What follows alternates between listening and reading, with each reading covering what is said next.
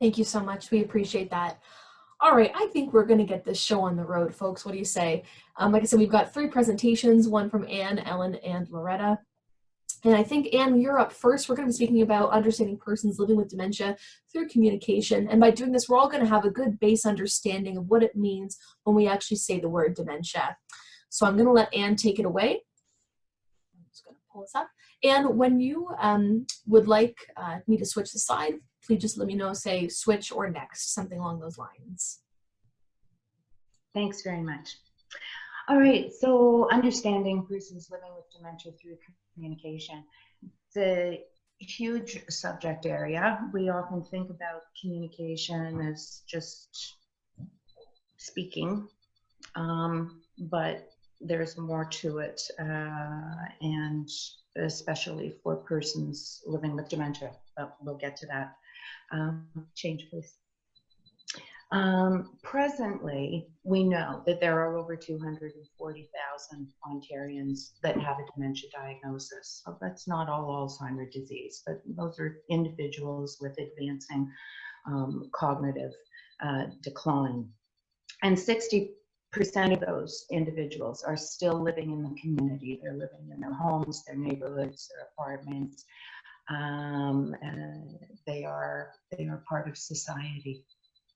These numbers are expected to increase as our population ages. We know that we have an aging population, and we know that most individuals who are aging want to remain in place for as long as possible. So we need to know how to help them do that safely. Next. Thank you. So we all have memory loss. Some of us have it more than others. There is some normal age-related memory loss. And so it's nice to have a look at the similarities or the differences between normal aging memory complaints and those who are living with dementia memory loss. So normal aging is forgetting the names of people, being able to remember an individual but not being able to nail that name. Individuals living with a dementia forget the names of family members at a certain point in their deterioration. Normal aging, we may forget past conversations or specific details. What we see in those who have a diagnosis of a dementia are forgetting recent conversations. So it's often referred to as short-term memory loss. Normal aging, again, forgetting words occasionally, and we all know how frustrating that can be to have that word on the tip of the tongue and not be able to find it. Persons with dementia forget words frequently and may develop what is sometimes referred to as a bit of a word salad. They've got something to say, but they can't really construct a sentence in a meaningful way. So these things are all frustrations. Certainly, and can cause people to retreat. And we want to keep folks engaged. Next, please. So what is dementia? Dementia is not a fulsome diagnosis. Dementia is a recognition that there is a set of symptoms that include loss of memory, challenges with our ability to understand and comprehend, and impairments in judgment. So dementia in and of itself isn't a disease. It's this cluster of symptoms. And so the job is to get a diagnosis and find out why these symptoms are occurring and is there anything we can do about it. Next, please. Communication is essential to remain connected and supportive of individuals living with a dementia. And we all need to be really cognizant of the way and means in which we are sending a message and comprehending that message. So the process of sending and understanding is what makes up the foundation of communication. Thanks. Communication difficulties increase as dementia progresses. So people over the course of the disease process will lose language skills, However, it's really important to keep in mind that just because someone isn't expressing themselves in a way that we can comprehend does not mean that they did not understand. So, we're always trying to give people the benefit of the doubt, and we're trying to enhance our communication skills and abilities in support of this individual. Next. So the language needs. In order to best communicate with individuals living with a dementia, and I mean, this is a huge subject area. We're going through this quite quickly with respect for time, but be aware that there are many resources available for you to access following this presentation. So language needs for persons who are having difficulty with their short-term memory, having difficulty retaining information. We want to make sure that we're using short words, clear and simple sentences. So we're not dumbing down our language. We're not using baby talk or anything like that. We're just trying to get to the matter at hand as easily as possible and as clearly as possible. Persons with dementia seem to process information a little more slowly. And so it's important for us to not be rushing them. So we want to speak slowly, we want to speak calmly and clearly, and we don't want to be asking them to search for an answer. We want to make things easier for them. So asking questions where a yes or no answer is required, or where there's maybe two choices because you've simplified it. As an example, you don't ask to someone, what would you like for lunch? They've eaten lots of things over their life for lunch. That's a lot of files to go through. So would you like soup or a sandwich? Would you like tuna or ham, or an example? And talk about one thing at a time. Try to remain focused and use common phrases, things that would be comfortable and more easily recognized to the individual from their past. Next. Always say what you're doing. Don't assume that they're on track. Persons with dementia can become very easily distracted. And so by providing example and discussion, reminders of what the task is, whether you're getting in the car to go off to the doctor's or whatever that may be. Persons with dementia may be repetitive. So if they repeat their question, if they haven't remembered that you answered, you just repeat your answer as you did the first time, giving them longer time to process information and waiting patiently for a response. Please be accepting of inappropriate answers or nonsense words. It was not the person's intention. It's just how things have come out for them. And try speaking softly, soothingly, and gently. In my many years working with this population, I frequently noticed anxiety, real concern. We need our short-term memories to help us feel comfortable and confident in knowing in the moment. And these are folks that are losing that luxury. Next. So there are strengths. We often talk about people lose many things when they have a progressive condition, certainly like a dementia, but there are strengths that persons with dementia have, and we need to be there to support them so that they can use those strengths and feel valued. Please remember that everyone who has a dementia remains their unique self. They are still in there. The strengths that they retain depends on the stage of the dementia that they are at. So we need to sometimes simplify or restructure things for them as the illness progresses. Persons with dementia have a desire to be useful and productive. They simply need our help in being able to do that, to stay engaged. Persons wish to stay as healthy and as independent as possible, and they have much to share from a lifetime of learning and experience if we can give them the opportunity to do so. They all wish to be seen as a person who has value. And a person living with dementia continues to communicate in their own way throughout the disease continuum. So language is more than what comes out of our mouths. They're looking at our body language, our emotion, and they're making their own interpretations. And we can learn much in order to help them be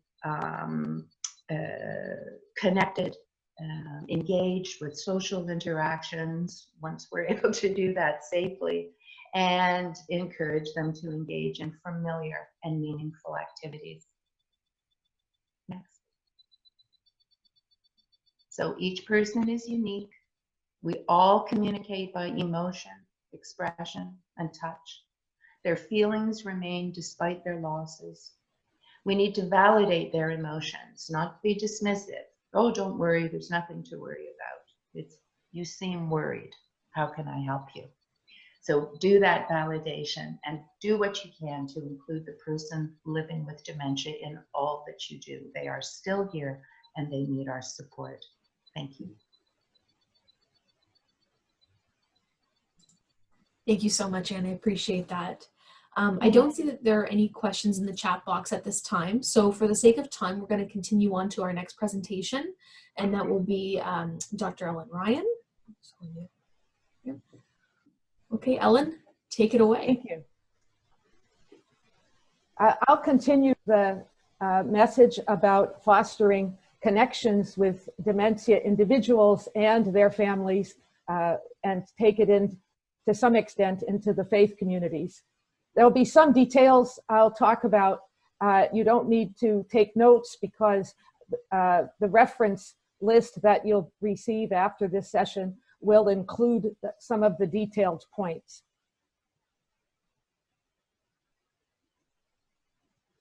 I was watching, if you could go back, please.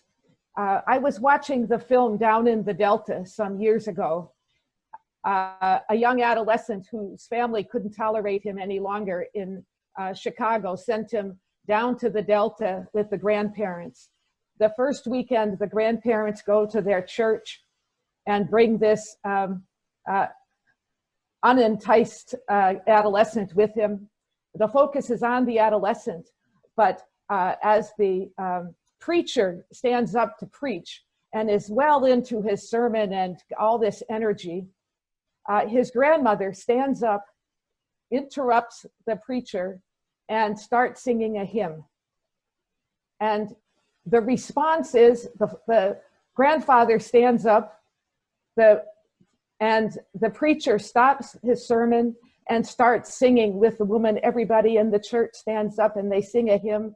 When they sit down, he continues with his sermon. And on the way out, you see this very touching handshake of the grandfather shaking the hand of the preacher for his response, normalizing this interruptive behavior of this woman with dementia.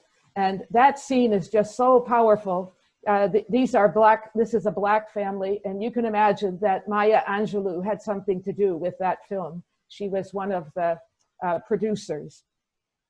I think that's a very good example of how a faith community can welcome a longtime member, a member of the community with no fuss, just turning what could become a commotion into just a new way of doing the service. And I think that really is an inspiring scene for us to keep in mind. Another inspiration as a psychologist, I think the most, I'm doing life review as older people tend to do. And when I think about my academic life, there's one experience that stands out above all the others. Somebody came back from a conference and said, "You won't believe it, Ellen. I'll give you the video. You go home and watch this about the Alzheimer's conference in Halifax."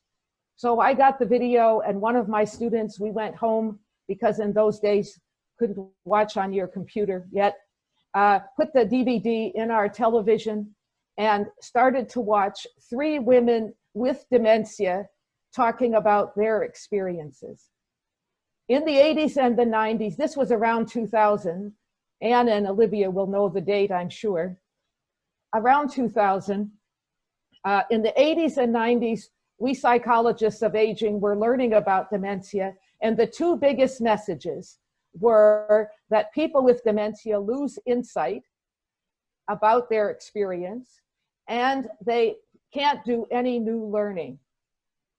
And what we heard that day in our family room were these 3 women with early stage dementia each talking about terrifying episodes of the phone ringing, and they didn't know if the toaster or the alarm clock or the phone was what they should pick up. And yet they were giving an eloquent story of what it was like to live with their disease. Talk about insight. It was just amazing what they understood, perhaps not at the moment. They would see a doctor and not know what was happening, but then later they're telling us what they were thinking, what the doctor was thinking, why it was happening, just amazing insight. And then they were talking about how they learned to live with an unreliable memory.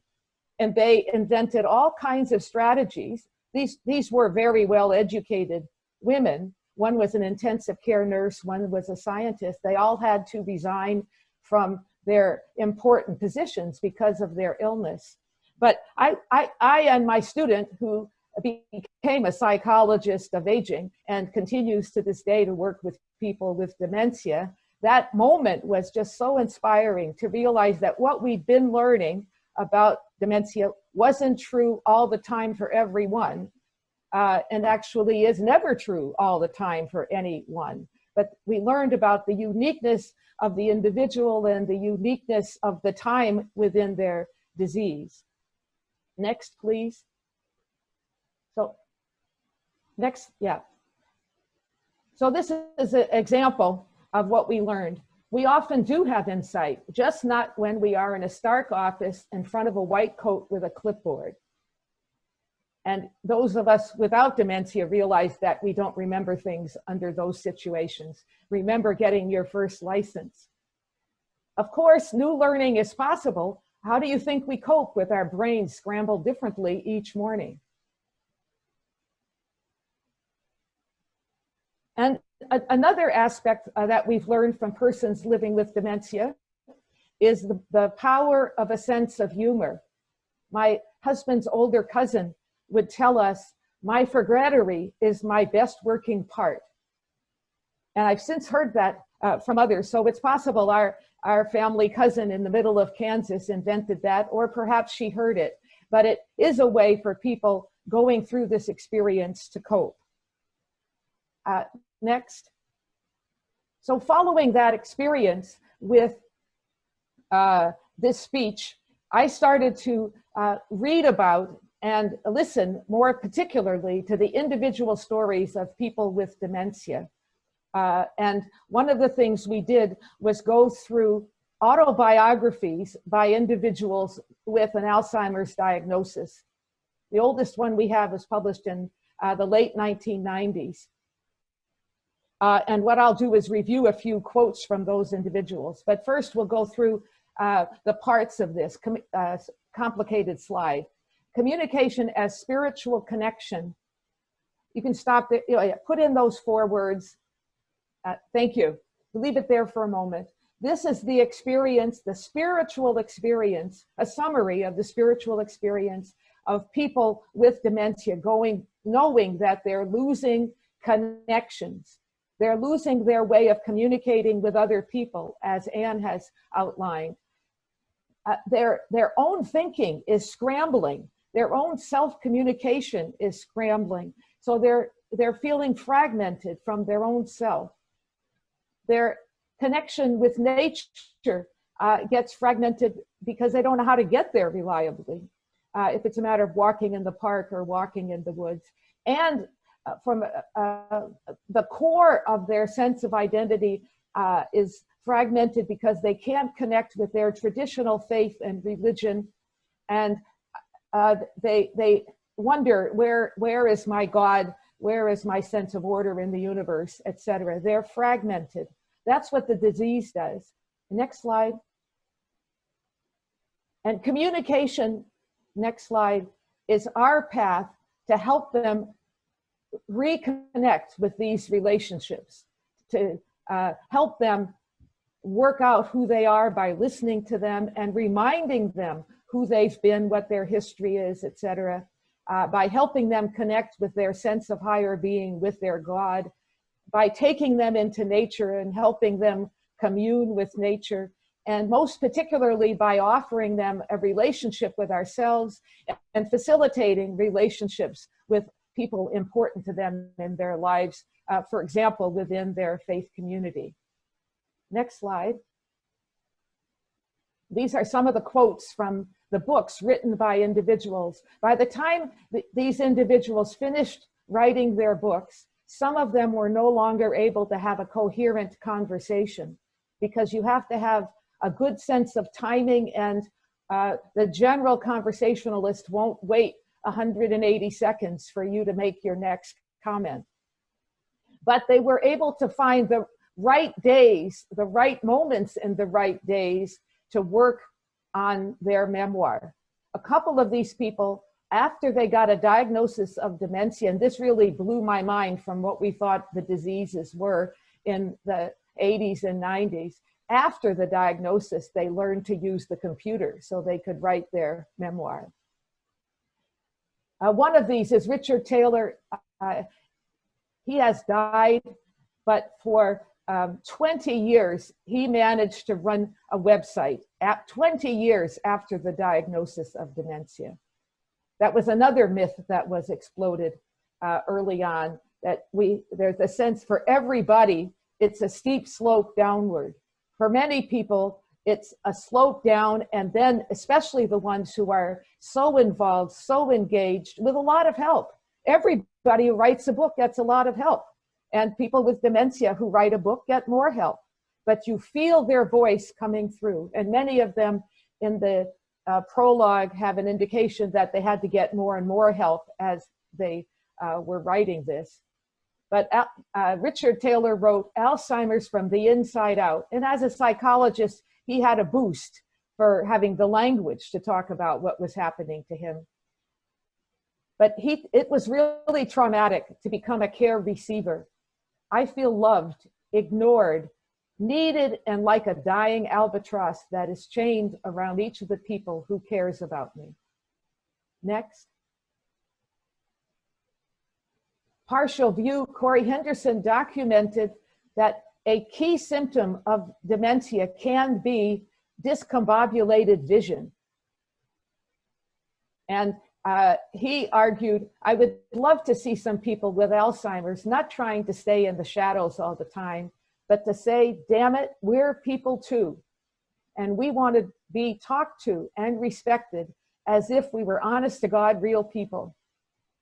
And I think we want to keep that kind of message in mind when we think about how we want to behave within faith communities with people going through these changes. And think about Corey's message. I think it just, my career was to talk about how we need to respect older people, especially those with impairments, but I can't have nearly the authority as Corey has when he says it. Next. Christine Bryden wrote this book, which is kind of hard to believe from the 80s, 90s perspective, Dancing with Dementia. Her first book was Who Will I Be When I Die? And she wrote that in the late 90s. And that's the question we were all asking ourselves, we psychologists and geriatricians and people just learning about Alzheimer's disease and what turned out to be many diseases causing the symptoms of dementia.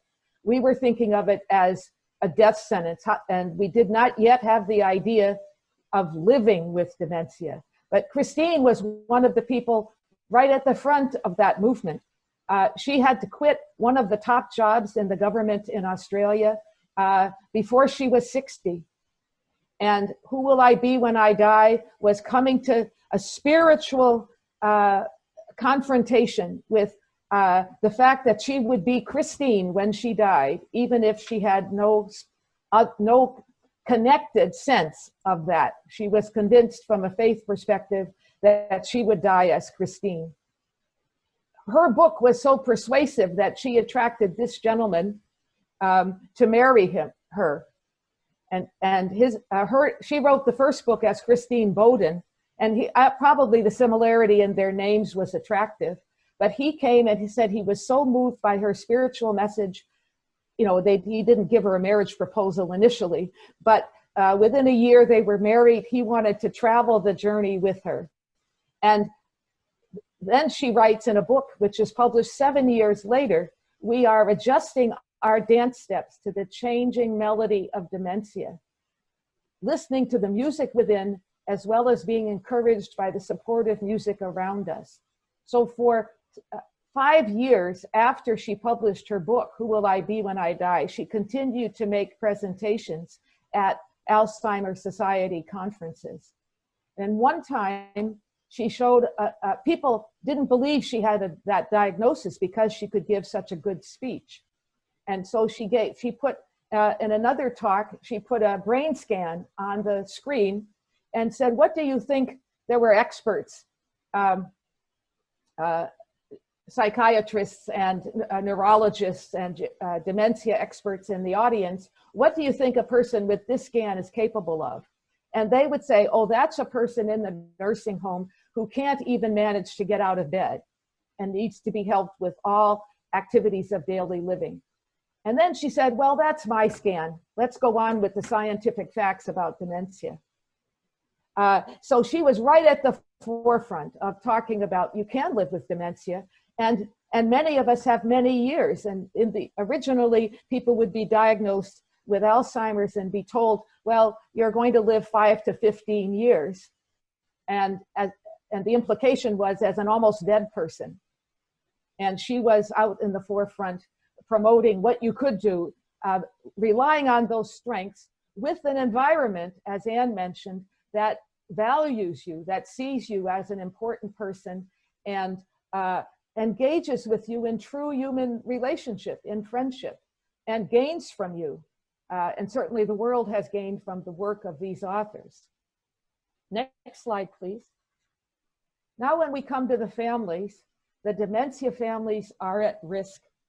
Social isolation, denial, anger, deep sadness, worry about the future, worry about now, exhausted, burdened, confused. We talked about people with Alzheimer's as being confused. Well, the families are also confused.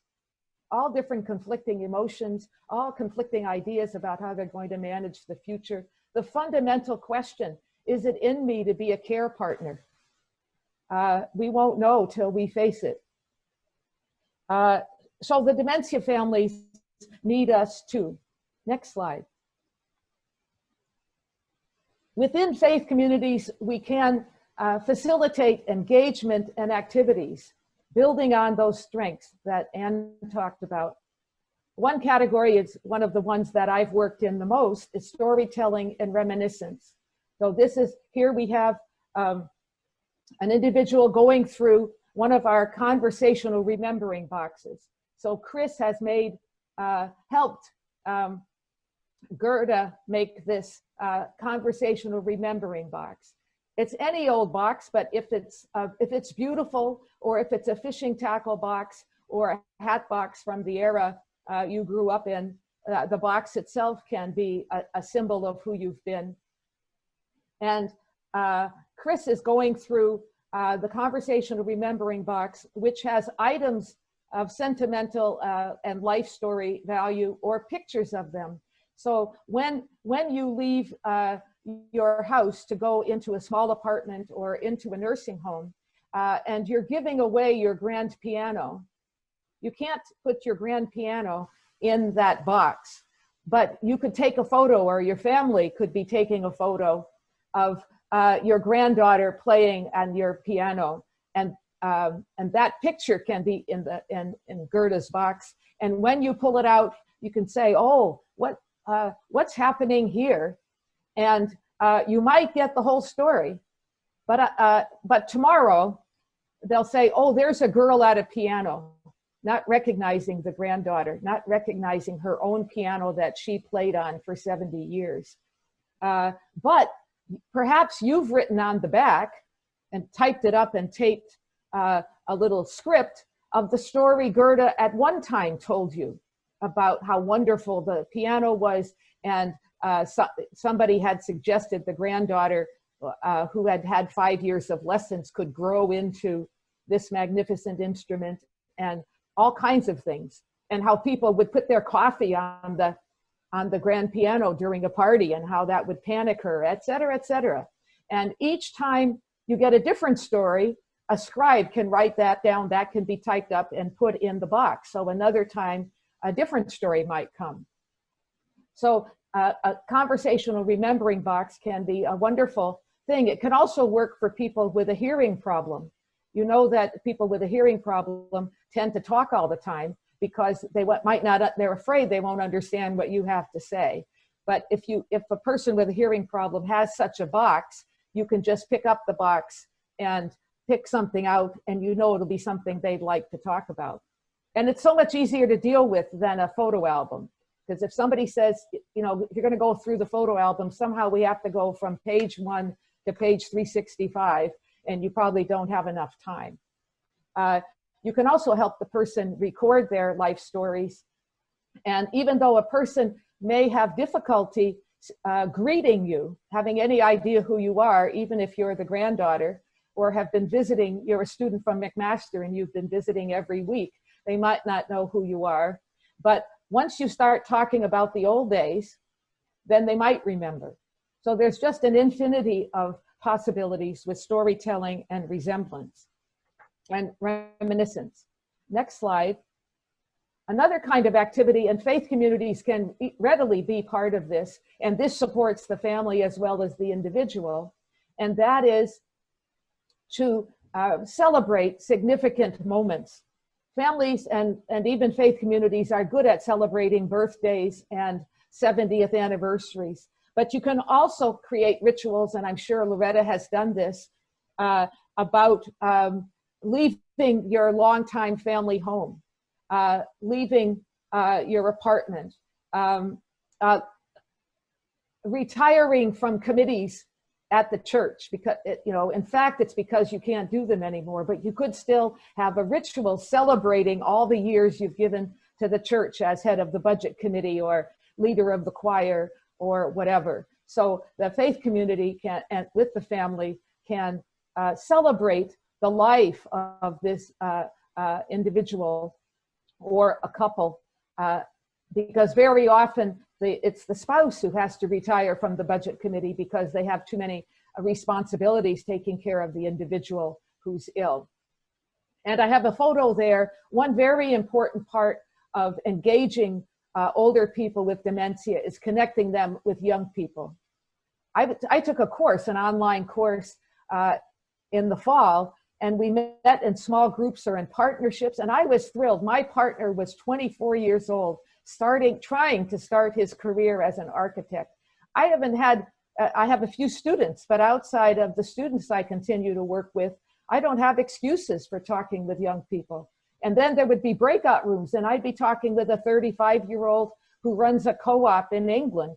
And it turns, and somebody from Texas, both about 30 or 35.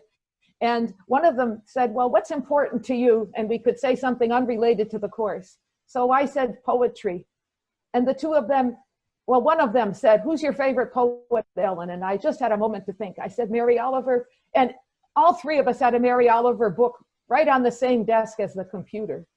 So all of a sudden I had friends who were from a different generation. And it really lifts the heart to have that kind of connection with young people. And that's very, very true of people living with dementia. So don't forget the young people in these rituals.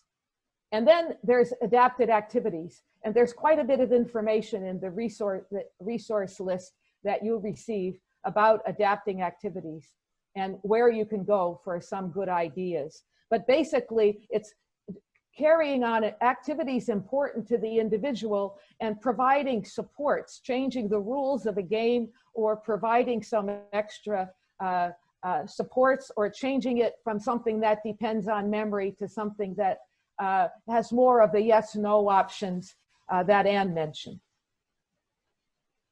And then next slide. Specifically, religious and spiritual support. We need to assure people of God's love. Their depression symptoms are common. Anxiety, as Anne mentioned, lots of anxiety for people with dementia. When they don't know where the anxiety comes from, and when they are looking at their future and their future burden on their family, lots of anxiety. So in the midst of that, we can assure them of God's love and facilitate within our faith community giving that assurance. Inclusion, belonging is such an important message. We want to find ways of including them in the faith community, and I have adapt, and adapt goes in two ways. We want to continue to adapt to the losses the person is experiencing, but as mentioned, highlighted by Down in the Delta, we have to adapt and get a little more open-minded about the kinds of things that can happen in church. I was in church in North Carolina on a sabbatical when an individual with Down syndrome interrupted the preacher. So the priest is going, "Rah, rah, rah, rah, rah, rah," and he asks a rhetorical question. And the individual stands up and starts to answer and starts to argue with the priest. And again, this priest he knew him. So I guess this wasn't the first time. It was my first time to view it. But he just went back, and the priest just went back and forth with this individual, a young adult, back and forth a couple times, and then said, "Now, Joe, I think it's time for you to sit down." And Joe sat, and then the preacher continued in mid-sentence from where he was before. Not that any of the rest of us could remember what happened in that sermon, except for this gentle connection with this individual. Prayers, hymns, and readings, as many of you know, are so important to us. We need to find out which of those are key to the specific individual and help them connect. Many people who can't speak in sentences anymore can sing all the words to a hymn, a familiar hymn, and are very connected. The Lord is my shepherd, and they might continue to the end. And using symbols, candles, kneeling and hands together, or namaste, or whatever is part of the individual's tradition, and the religious symbols for that go beyond words. The specific difficulty for many people with dementia is a problem with words and gestures and other kinds of visual symbols can work better than words. And finally, the last slide. What we want to be doing is foster personhood, be a friend. And there's a reference to a pastor, a little booklet, which I have the PDF for now, where he writes about connecting with parishioners with dementia, that the bottom line is be a friend. And you just reach out with your normal reactions of friendship and pause a lot. We talked about people with dementia being slower, so we need to slow down. And if we slow down, then they can help us make those connections. Listen and see, connect with the person, focus on strengths. Creative inclusion, finding ways to engage people to stay part. If a person has been a reader and they start to make mistakes, then we can change the size of the print. The first need will be to change the size of the print and maybe the font, so they have a bigger print version of it. The next way of including them to continue as reader is to have two people go up and one starts with the reading, and if it's not a good day, then the other one just slides in and finishes. And people can just the parishioners can just get used to that.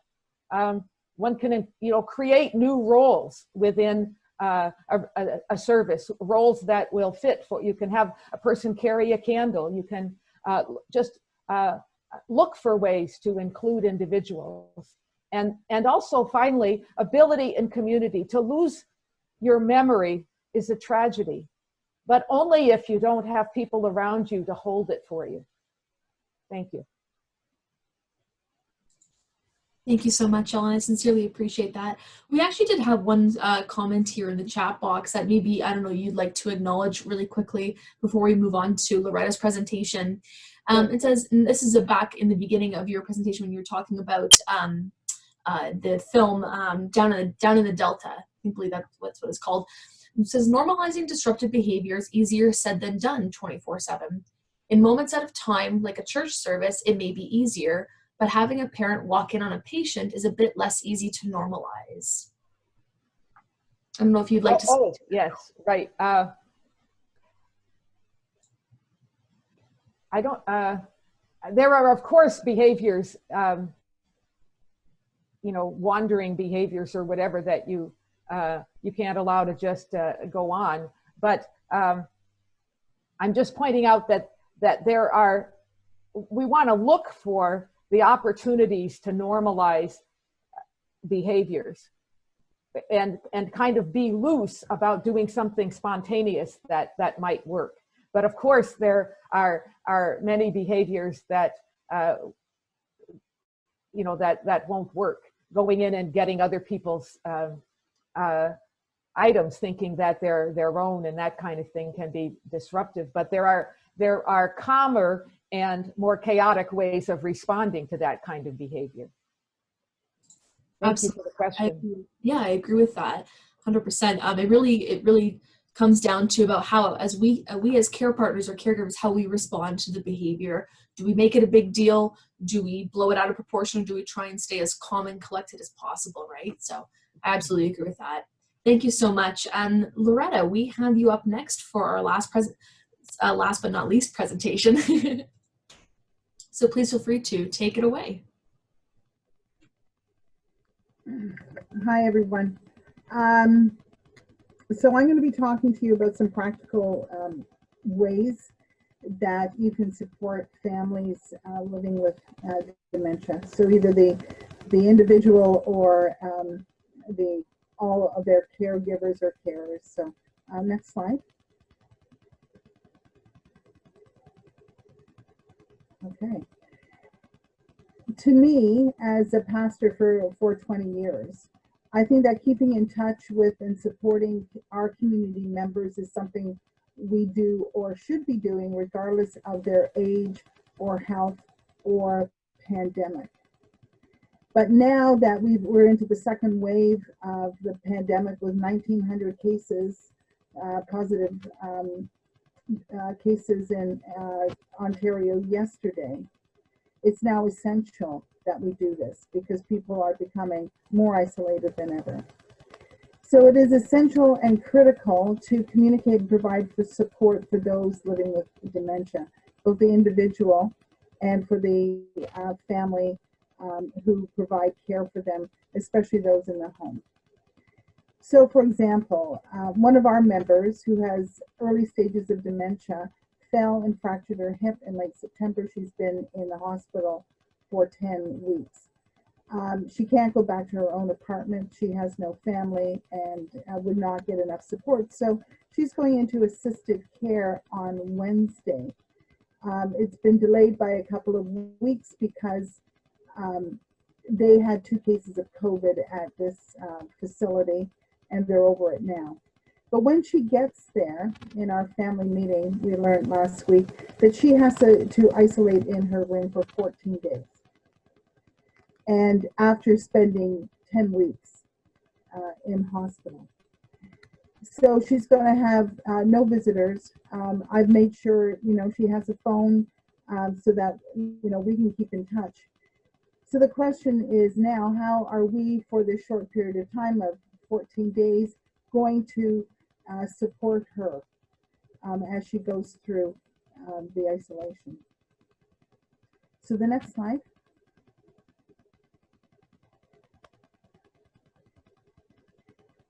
So how can we do this? How can we develop a strong ministry in our faith community? Well, we do this when we offer care to all in our community. As I said before, regardless of who they are or their age or their situation. And it's important to make it a daily practice. So something that our faith communities remember to do or think about doing every single day of the week. Not for everybody, but that it's something that becomes a priority for us. It's also important that we listen and ask good questions when we're talking about people's needs. Sometimes we assume, I often assume, that I know what somebody's needs are or what the caregiver's needs are. Of course, you know, that's absurd. But so it's important to listen, as both Anne and Ellen were saying, to listen to and to ask good questions in order to provide support for them. So the next one up, next slide. So here are some different ways that you can. So on the top left, write short notes or letters. It's something that we don't do anymore very much, but there's nothing nicer than getting something in the mail. And for folks who are in older decades, you know, this was something that they would have done or still do, and to get something handwritten is very special. It's nice to get other than just an email. So the next one, keep in touch with the individual if they can, or their caregiver by text or email. It's really quick. How's your day going? You know, and then at least they know that someone in the faith community is thinking about them on any day. I have a list of people whom I keep in touch with by text or email on sometimes a daily, weekly, or monthly basis. So I have my people who I contact set up so that I make sure that I actually do these things. And it'd be good to encourage people in your faith community to maybe do the same thing, especially if they're familiar with each other and they have their contact information. We started a telephone tree back in the spring. We are a small community, so it's easy to do. And not just by phone, but each person would have 4 or 5 individuals that they contact once a week by whatever method they use. Some people only want an email. They don't want phone calls. And that's a good question to ask, because I have heard that we can get overzealous in our desire to care, and people may not appreciate our zeal and resent that. But something less intrusive like a text or an email would be helpful.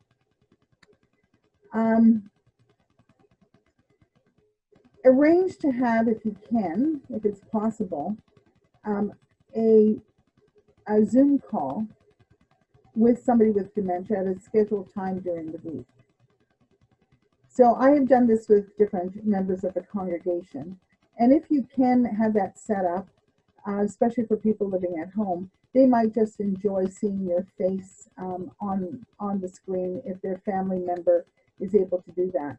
But what's important about having a telephone conversation with somebody with dementia or the caregiver or a Zoom conversation is to be prepared for the conversation. So you don't get on the phone and, so how are you doing? You know, without being able to move the conversation along. So things like the weather is always a good one, but something that they may be interested in, or local news, their family. Ellen mentioned reminiscing about past events. Remember when we did this at, you know, the church or the mosque or the synagogue or whatever. So that's really important to not just go into your conversation cold, but to actually have some direction toward that conversation. Down in the middle, encourage younger members of your community. That's so important. Ellen is facilitating that with members or residents at Shalom Village with some students. It's really nice to get a handmade card from a younger person. Of course, the last one, send seasonal cards. We usually do these kind of things, but they're more important this year, I think, to actually get a card in the mail than an email that says Merry Christmas. So this woman who is going to be relocated to assisted care on Wednesday, I have already sent in advance of her move a card so that when she gets there, she'll have something in her room that's familiar and to, you know, it's going to be a shock because she's not going home and she has to isolate for 14 days. She has early stages of dementia, but she still remembers me. So next slide.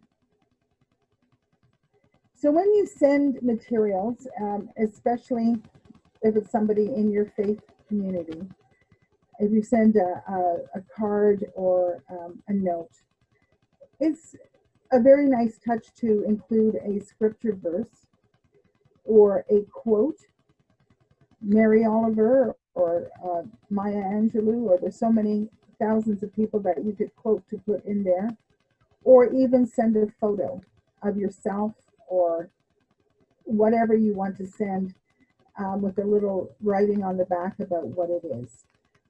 It's always nice to get something inside. We have these books by Faye Sampson, Prayers for Dementia.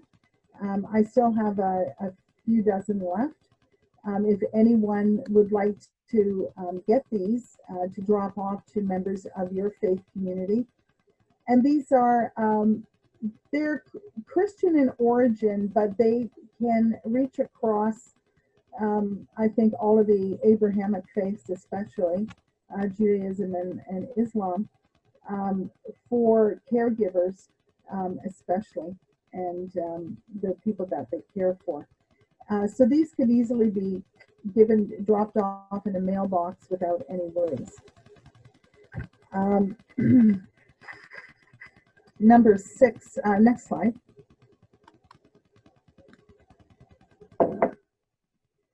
You can, we're all doing things online now. Encourage caregivers to join a Zoom group or a worship service if that's available at your church. Include the person living with dementia if they are at home or in a retirement residence or long-term care, if that's possible, to have them join in. Create personal videos. You can easily do this on your phone, is to record yourself saying hello to someone and then email it off or text it off to the caregiver or to the person who's living with dementia. So these are, I think, a nice little idea to do. I discovered this when I decided this year to record my Christmas message to the congregation on video and then upload it to the materials that I send out every Saturday to the congregation for worship. And I was thinking, well, this is something very easily. I did it on my phone, 4 minutes long. It doesn't have to be that long, and just send off to someone. If you have the people and the technical support to create an online support group or discussion group for caregivers in your congregation. So to link people who are carers so that, you know, they can talk about their experiences, especially now during COVID, and provide support for each other. So if you have the, you know, technical ability to do that, that's a difficult one for some organizations, but it may happen for yours. Next. One thing you can do is keep in touch with your neighbors as well. in your neighborhood around where your church is or where you live, where your faith community is, and drop off some notes or cards to them identifying where you're from and contact information. And then invite them to contact you through the information you provide with any prayer requests, and also offer support to people in the community that you may not know about if they need support getting groceries or running errands or ordering online, walking their dog, all those kind of things. We have a church campus not far, about a block from where I live. And they are a satellite of the People's Church up on Rymal Road. And during COVID, but even before, for special holidays like Mother's Day, Father's Day, and now Advent, they have dropped off little items to every home in the neighborhood. So we all got potted tulips for Mother's Day, and Dad's got a root beer and a cookie, a Dad's cookie. So those kind of things. Important for all faith communities, no matter who you're supporting or when it is to have a list of services in your community which might be of help to people with dementia. And share these with your neighbors as well. So Grace Lutheran is out in the West End. I know about Ancaster Community Services and what they offer, Hamilton Jewish Family Services, the Good Food Box, the Alzheimer's Society. Hamilton Council on Aging has produced, I don't know if you can see it, no you won't, but it's produced a telephone resource for older adults. Ellen has, I think, this because we've circulated this before. These may be things that you can just give to people instead of having them trying to do the research themselves. So include in a mailing to people or folks in your neighborhood. Next up, so I'm hoping these might spark some ideas for you as well, as you're thinking about these things. So baking, Christmas baking and meals. Now, you've probably heard that COVID is not transmitted through food. It is not. The CDA in the United States says it's okay to give people your home-baked goodies or meals as long as it's you do it in a clean environment, because their concern is not so much about transmission but packaging. So if you package things up cleanly, the CDA in the States says go ahead and do that. Canadian sources are more cautious. Canadians tend to be more cautious people. And they're telling us, they're encouraging us not to provide homemade baking or meals unless it's to a close family member and you ask them first if they will accept your offering. So always ask people if they will want it, because you can imagine with this picture up here on the screen how long it takes to make those cookies, so you don't want them to be tossed out or whatever. So Canadian sources are telling us if you want to give, if you want to give a food item or a meal for Christmas to someone, make sure that it's store-bought or a restaurant meal, because they have to, they're licensed and they're regulated kitchens. Our homes aren't. The church here at Grace isn't. So that's not something that I would do, although I would take those cookies if somebody gave them to me. But yeah, just be careful about those kind of things and if you plan to do anything. So the People's Church that drops off things in our neighborhood are always packaged things. So we got for my grandson a nice Advent calendar from Hershey's, where you punch out and you get one of their little chocolates and those kind of things. So although this under normal circumstances is a great thing to do, Christmas baking, probably better to err on the side of caution and provide something that's store-bought. And to make sure that, you check to see if there's allergies and those kind of things that people have before you drop food off at the door. So this is the time when we have to be a little bit more proactive than surprise for folks. So that's it. Thank you so much. We sincerely appreciate that, Loretta. So we've been on here for a little while now. Now, before we move on, actually, what I'm going to do first and foremost is we're going to stop recording now.